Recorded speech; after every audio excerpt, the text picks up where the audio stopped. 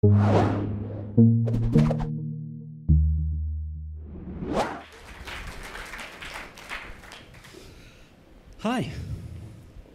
Hello. Hello. Hello. Hi. That was good. Yeah, that was good. Yeah, this is how it not should bad. be. It's like end of Hey, day can Friday, you? so- Who's doing the lights? Let's get sexy. Can you kill? Because this is super washed out. Can somebody like turn down the lights? You don't need to see me. I look like a biker. Yeah, that's better. So hi, I'm Joshua Davis, and this is my colleague Kristopher Kowal.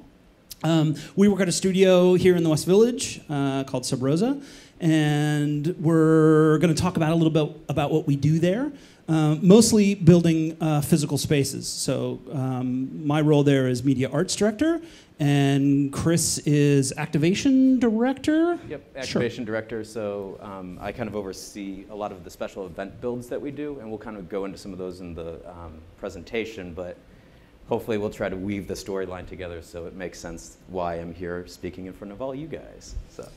Okay, so I've given a talk a few times here at Generate, and I just wanted to talk a little bit about the past so that you can see kind of how this is folded into the future.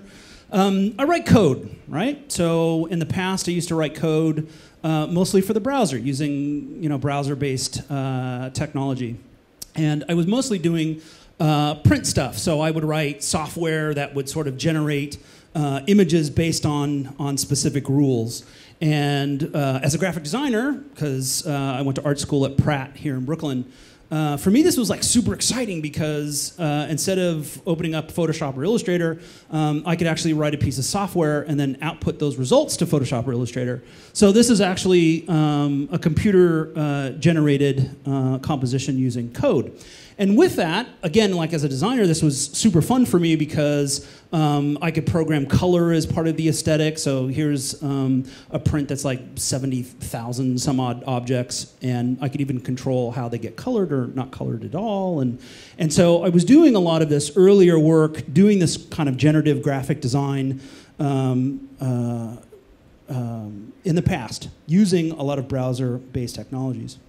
And here's like a perfect example, which is each one of these slivers is actually the same program, just run a different time. So I would set this program to execute, and it would sort of generate one of these slivers, and if I liked it, I could output it to Illustrator, and subsequently built this poster using running the program over and over and over and over again. So you can see I was interested in this idea of programming an aesthetic, and I could output this stuff to build these kind of compositions that would take me forever to figure out if I had to do them manually by hand.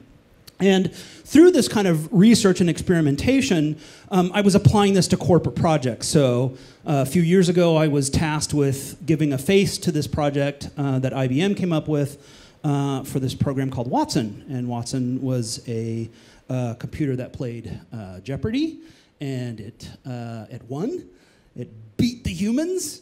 And I was sort of tasked with trying to figure out the identity for this thing that sort of lived on TV that people saw. So the real Watson was obviously a crap load of computers that sat in this back room, and it would feed my computer in the front here some data, and I would visualize it. And so I was doing this kind of, and again, this is, I don't know, can you guys see it okay? It's a little washed out, huh? But here's some of the earlier experiments of Watson trying to figure out how this thing was going to look aesthetically. Top left is the David Bowie Labyrinth version. And the one in the middle on the top is the Lucky Charms version, which is magically delicious. And so for me, this was kind of a turning point because I had done this project while I was solo and did it with a good friend of mine, Brandon Hall. And I sort of reached this kind of ceiling where I wanted to collaborate with other people, specifically people like Chris. And you're going to see in a moment in some of these future projects how this sort of collaboration has come to fruition. So I came out of being by myself and joined a lovely studio in the West Village called Sub Rosa, and started embarking on a bunch of new things, specifically physical installation. So while I liked my earlier career using the internet, a lot of stuff was happening like Arduino and Leap Motion and Connect and electronics, all this stuff that for me was taking some of these digital ideas and putting them into the physical space. And so I get less and less away from the browser and more into creating these sort of physical experiences. So at Sub Rosa, I work on a library called the Hype Framework. It is an add-on to a working environment called processing, which is a layer that sits on top of Java. And Hype Framework is simply a collection of things that do things. So it's what I do at Sub Rosa, it's what I work on, and subsequently clients will come in and I'll have a lot of these modules that do things to make us connecting with some of our brands a little bit easier. So, for example, some of the stuff contains stuff that talks to Connect, some stuff talks to Leap Motion, some stuff talks to data, some stuff talks to touch screens, and some of it works with audio. And so what has happened is this shift into using Java now means that I'm just able to do a lot more things on screen than I previously could using just web technology. So now I can create 100,000 particles and move them 30 frames a second, no problem. Doing things now that react to sound. So I'm interested in different inputs other than just the keyboard and the mouse. So this stuff actually listens to music and dances to music. And I think it was about 2 weeks ago, I taught a workshop at the MoMA about audio reactive graphics and using processing to make graphics listen to audio and dance. So when Chris comes downstairs, there's always a lot of weird things happening in the workshop. Usually I'm dancing by myself often. This is hacking into the Connect, which is super fun. So using the body as input has been a super fun thing for me to experiment with. And so each one of these boxes actually represents a piece of data that I can attach artwork to. So again, lots of weird dance parties down in the workshop. Here I was just sort of testing, can I attach 3D geometry to my hands? And each hand actually ends up being a light source. So one hand is red and one hand is blue. And trying to figure out ways to, again, create experiences using physical space. So moving from digital into physical. And so a lot of these modules and utilities that I work on, again, me and Chris get the opportunity to sort of engage with brands and figure out how to bring this stuff to physical space. So I put up some links there. Hypeframework.org is obviously the library that I work on. We Are Sub Rosa is obviously where we work. And because I want, obviously, people to get into coding, if you're not a coder, on joshuadavis.com, I've got some links to some Skillshare classes that I'm actually teaching so that you can use some of the stuff that we'll be showing. So my first kind of big project joining Sub Rosa was working with a band called Fantagram. And eventually Chris is going to jump in here because we did a really great show down at South by Southwest with them. So Fantagram is this indie band, and the first initial ask was just doing some projection mapping. So taking some of these graphics that I've been generating and actually projecting it on their faces for their album cover. And so I wrote about 52 programs for the band, kind of trying to figure out an aesthetic for them. They were very interested in black and white. So I ended up writing a lot of programs that just used black and white. And these are just a few of them. Again, this is not rendered video. This is Java. It runs in real time. So it can listen to audio in real time or get projection mapped on stage in real time. Super fun stuff. And this is just a collection of them. So first thing that we delivered was a music video for them after writing all these software. It's for a music video called Fall in Love. It was shot in Brooklyn, and we brought a computer and a projector and actually projection mapped all these textures on the band throughout the day to actually make this music video. And here it goes.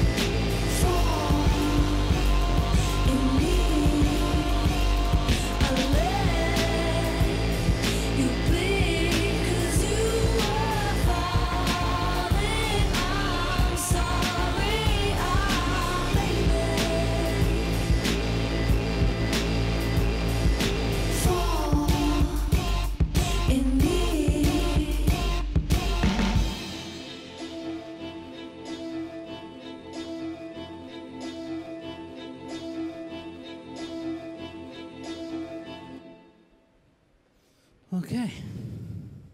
What'd you think? Good? Oh, cool. So while working on an aesthetic for the band, we get asked to do a show for them, a private show for about 50 people down at South by Southwest. Very last minute. And so what happened? Yeah, so it's kind of, we all know probably these cases. We got the client kind of scoped us with about 30 days prior, and everyone knows at South by, like getting any sort of venue, getting a hotel, any accommodations is let alone difficult. But so we were tasked to kind of create this experience to basically play off of Josh's video and create an immersive concert that, for the 50 private guests to come and just, be immersed within almost like the video and the aesthetic.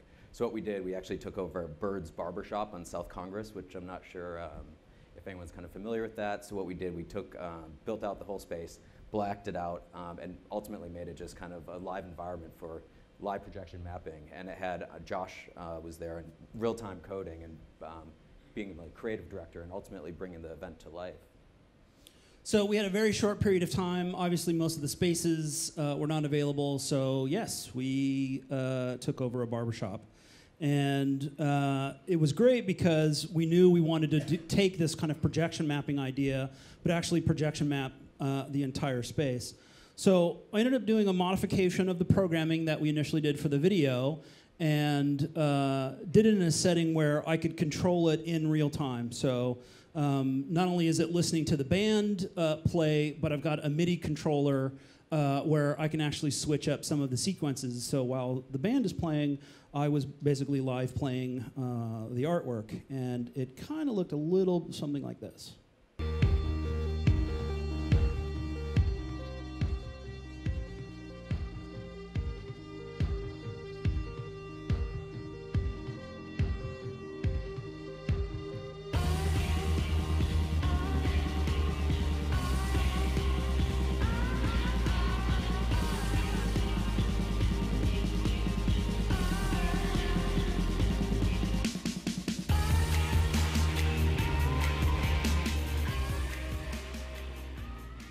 So my goal basically was to give 50 people seizures. Basically the idea was to try to projection map the entire space so that the people who were watching the show were actually part of the graphics as well. So basically the entire space was flooded with graphics. So we used a bunch of projectors and basically projection mapped the entire inside of the place, so that not only the walls but the band and the 50 people there became part of the artwork. So as they would take pictures of the people in front of them, and all of that was part of the texture, which was rad. And I think like the second or third song in, Sarah at the end of the song says, "I feel like I'm tripping acid," and my response was, "You're welcome." That's basically as good as I could get.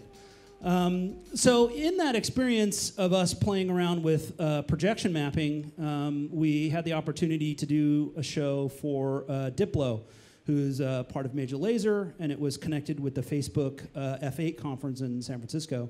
So he was going to play a 2-hour set, and again asked to produce a series of work using projection mapping. So I basically took a lot of the software and just modified it a bit.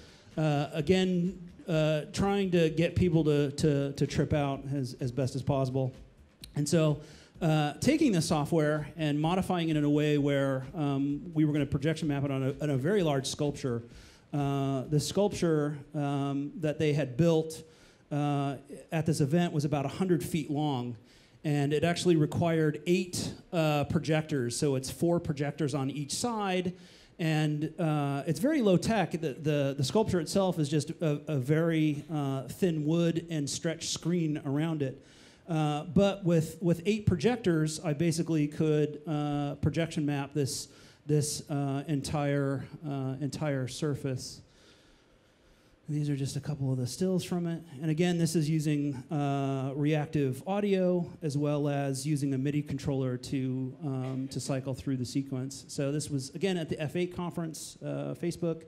But it's fun because I think now, even if someone comes in and is just looking for traditional print, I'm still building these kind of full-scale systems. So I can build these huge audio reactive, very interactive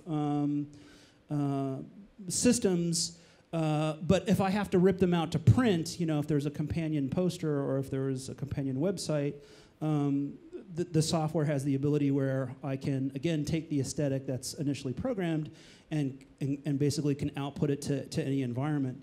And so I think it's nice from a working standpoint because the initial ask for someone coming in may be just a concert poster, but little do they know that that concert poster is actually can be a full stage show, and then you just sort of reveal that to them, and then the next thing you know, you're on tour. I highly recommend this. And here's, again, trying to give a bunch of people seizures.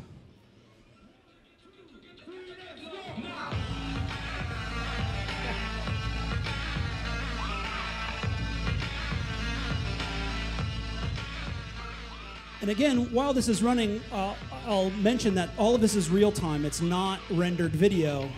So Diplo, for example, I can't get a set list from him because a song that he played last week, he would never dare play this week. And so having these kind of environments that can react to a live event, react to the people and the musician in real time is a good thing because I can't get a set list from these guys. So having work that reacts to the moment has been super successful, at least in the EDM crowd.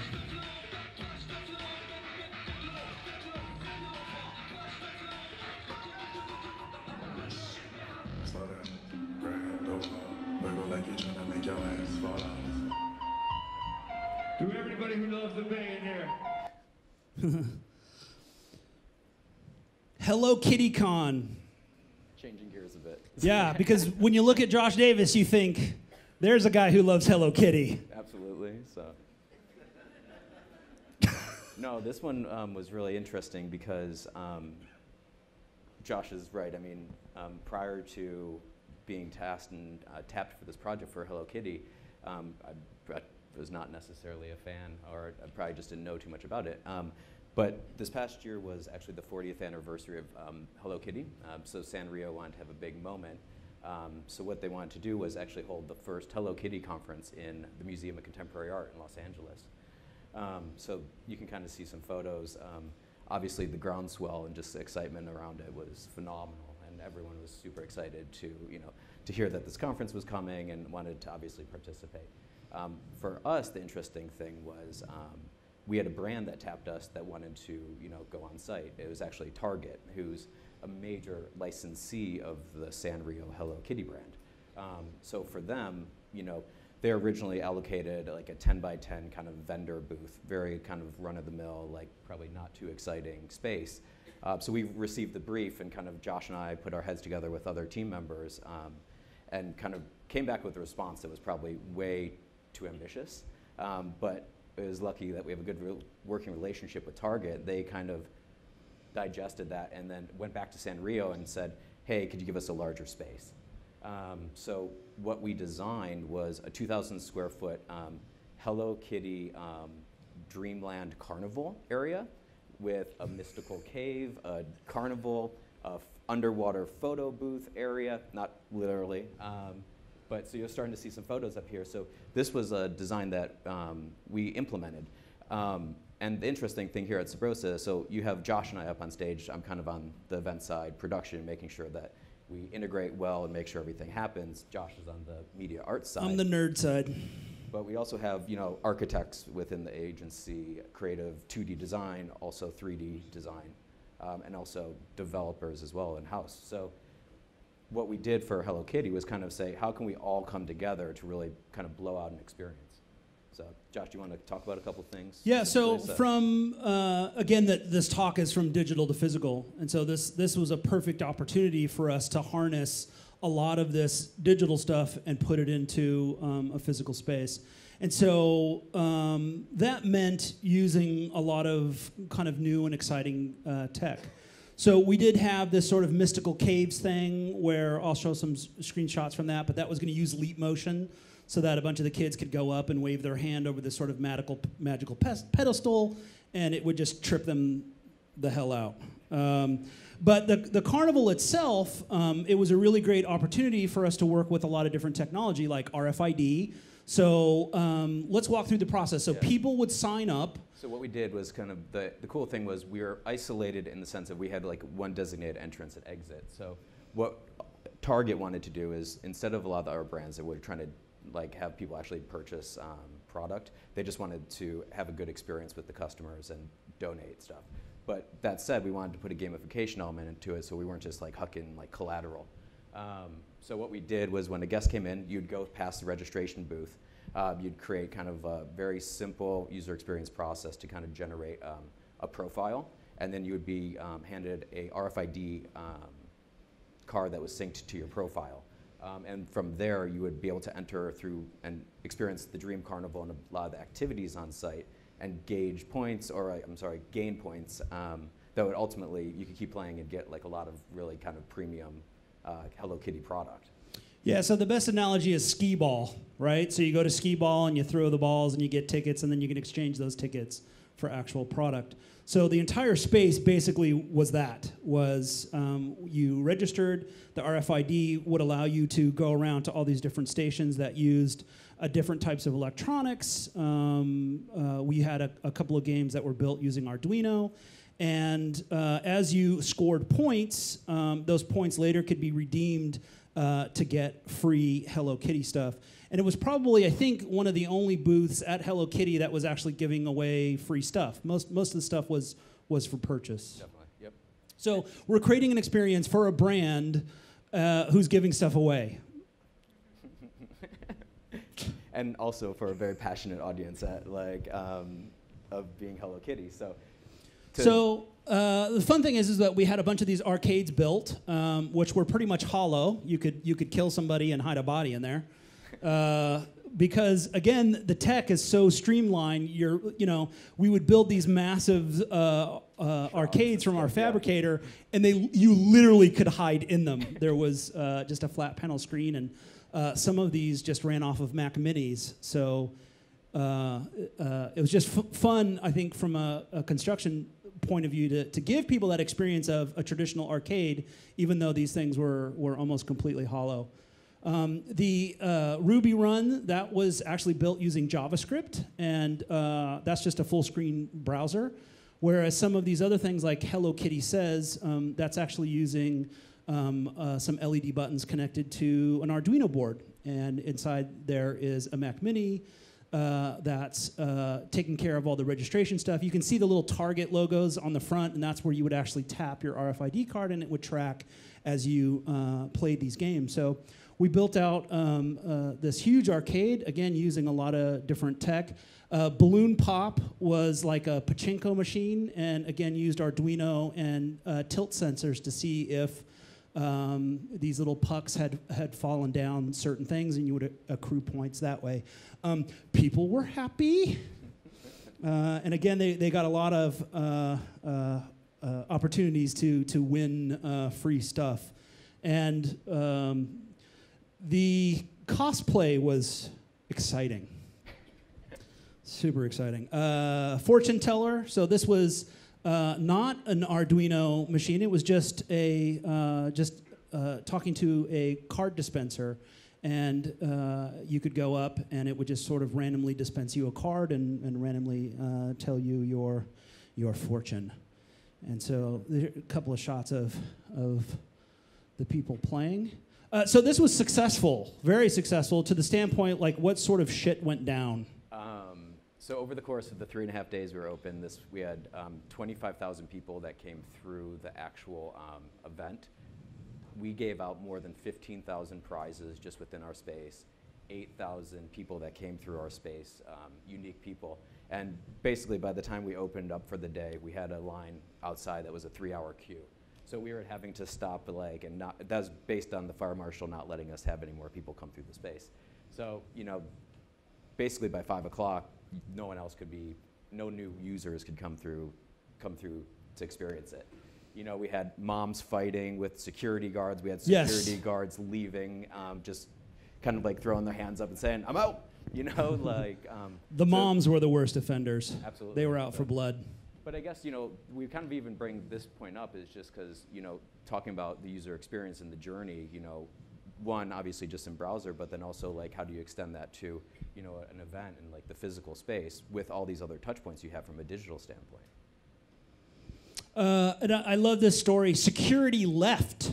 I think after the first day, the company that was hired to do security was like, fuck this, and just left. Yeah, absolutely. Security left. There was no security. So this was using the leap motion, and this was, you know, super exciting tech to bring people who just don't understand how this works. So a little leap motion is embedded into this pedestal. Leap motion, again, it's like a $60 device. Yeah, some of you know it. It's fantastic. It's like the Kinect, but only for hands. So it actually tracks hand movements. And so it was super exciting to put it in this pedestal, and people could come up and they would put their hand. This was the Crystal Caves. And they would wave their hand, and it would generate, based on where their hand was, it would generate these wind chimes, and then just shit crystals all over them. Which, who kid doesn't love that? But sometimes, you know, when we were talking about this project, I just always thought that this was kind of a good slide to put in because sometimes the best tech is low tech. And here's a case where we kind of knew from a social media standpoint that there were going to be these opportunities where we wanted people to be using Snapchat and Instagram and Facebook. And so it was just a very simple photo booth, and they could drop themselves into this world that they love so dearly. But so I also think the interesting thing with this is to pause for a moment, like Josh said, especially from a social standpoint, knowing that this will reach you know, a tremendous amount of people. Through kind of our planning and execution, just by kind of really being ambitious with what we wanted to do, you know, Sanrio had trust in us, and they even allowed us to integrate Bullseye the dog into this journey and story with Hello Kitty, which I don't even know has ever been done before. So, so that was like something that was really awesome, and you know, our target clients were extremely happy with the output, and the just sheer numbers of the social sharing was phenomenal. So. And I love this picture. I love this picture very much. You know, it's just when you see that kind of like, holy shit, I'm in it, then you know that you've won. You've won. And again, like I think, just to reiterate what I said before, like sometimes the best tech, you know, can often be the lowest tech. And so this was a really fun experience. So I thought we would really break down kind of like two projects. This one obviously being very whimsy. And the second that I'll kind of have us end with is this project that we just finished up at TED called The Art of Listening. So do you want to give a little background on it? Yeah, I'm not sure how many people are familiar kind of with the TED Prize that was announced this past year, but it was actually awarded to StoryCorps and the founder of StoryCorps, Dave Isay.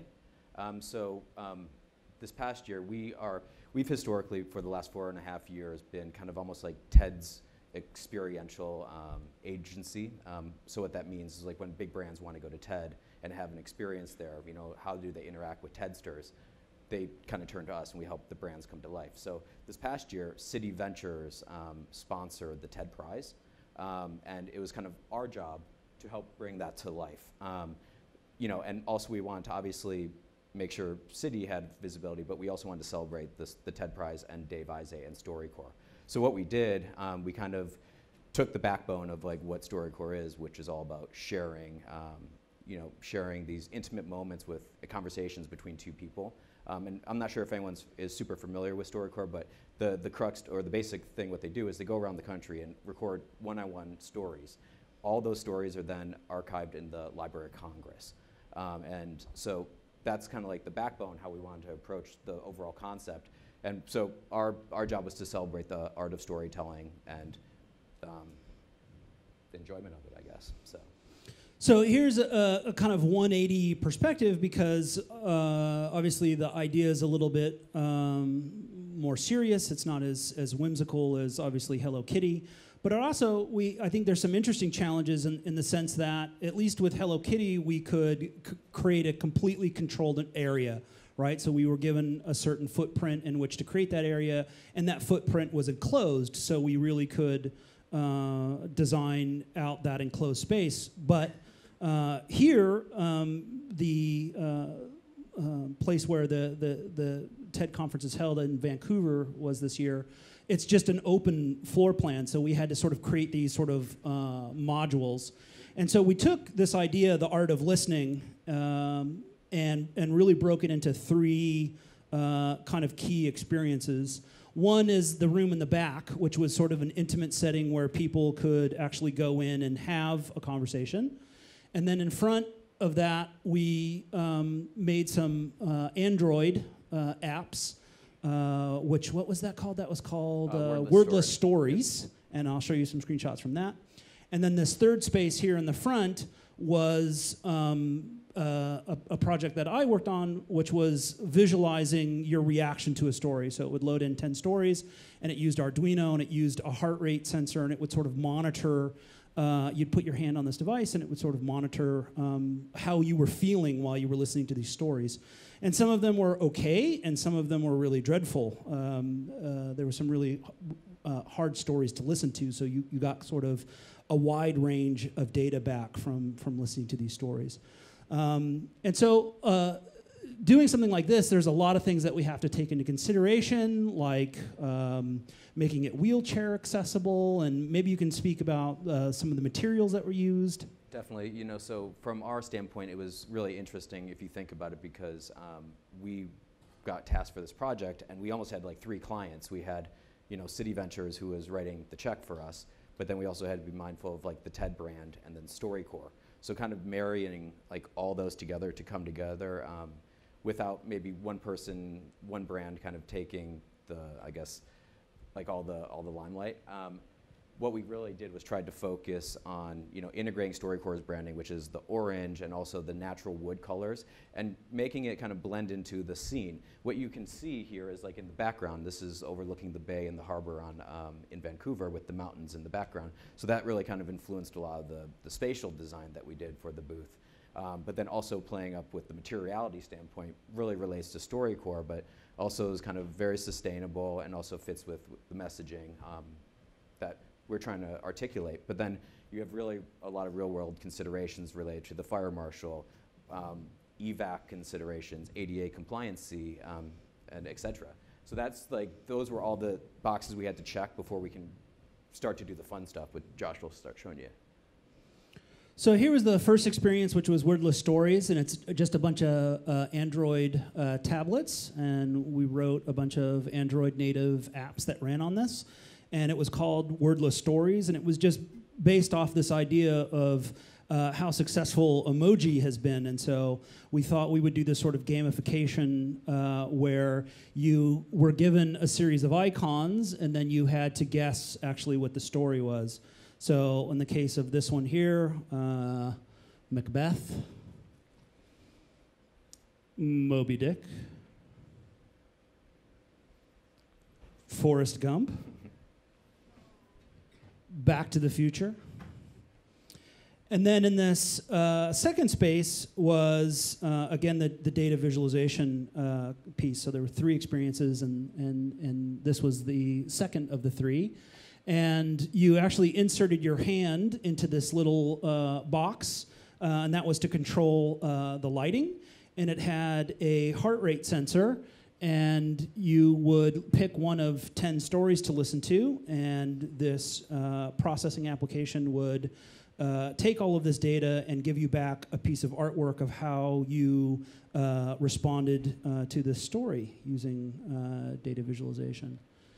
And this is kind of what the app looked like. So up at the top, you could see your position in the story, and then this sort of piece in the center would react to the audio. It would sort of it would listen to the audio and react accordingly. So it was while it was reading to you, and then it would start to take some of your reactions and start to build this data set. Which inside of these units, we had a thermal printer, which you can see right here on the right-hand side, and the thermal printer would actually send out a piece of artwork after you had listened to a story. So again, you could listen to all 10 stories and get 10 pieces of artwork that were your emotional response to listening to love stories, to stories about 9/11. So you would get sort of a lot of different pieces of data.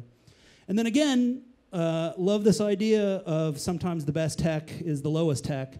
And this was the third space, which was a private booth that I'll let you talk about in 50 seconds. Definitely. So the one thing also we want to be conscious of is if you're at TED, you're constantly moving, and your attention span of the attendees is pretty minimal. So the wordless stories that Josh showed first, we defined that as only being 60 seconds. So it's like a quick hit. The your brain on stories was anywhere from 2 to 3 minutes. And then the booth here was very much paying homage to what StoryCorps already has, but this was going to be the longer 15-minute experience. If you can carve that time out of your schedule, you can have a 15-minute conversation with someone else.